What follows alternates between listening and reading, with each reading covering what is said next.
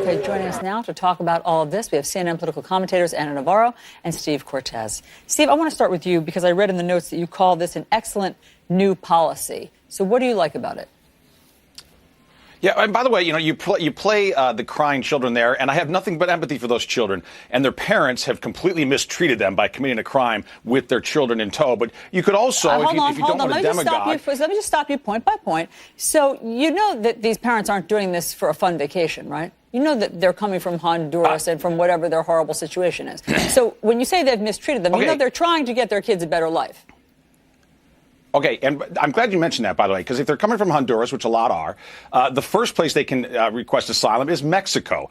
Instead, they have chosen to cross the gigantic country of Mexico to come to the United States. And why which would tells they me do they're that, not just Steve? trying to get out of trouble in Honduras, because they're economic migrants, because they want what we have in the United States. And I don't begrudge them wanting that, by the way, but it's also our right as a country to determine who gets to enter the United States and under what circumstances. And that's not racist. It's not xenophobic. No. That's just common sense. We're allowed to and have we can also immigration play policy. the crying. Hold on one second, Steve. We're allowed to have immigration policy. Do you think that separating children, some of them toddlers, as you heard there, is the most effective immigration policy that we could have?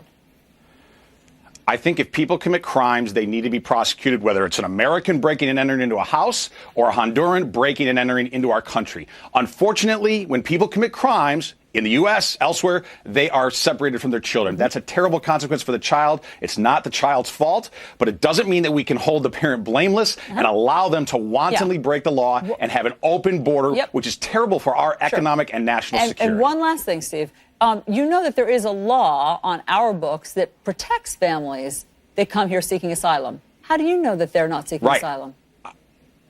Because they're not doing it the right way. When you sneak across the border, you can't request asylum. When you come to a checkpoint, Allison, learn the law. You have to come to the checkpoint and raise your hand and say, I'm here for asylum. And if you do that, even right now, even today, you are not separated from your children because you're not committing a crime. I don't think that's what the 1967 protocol says.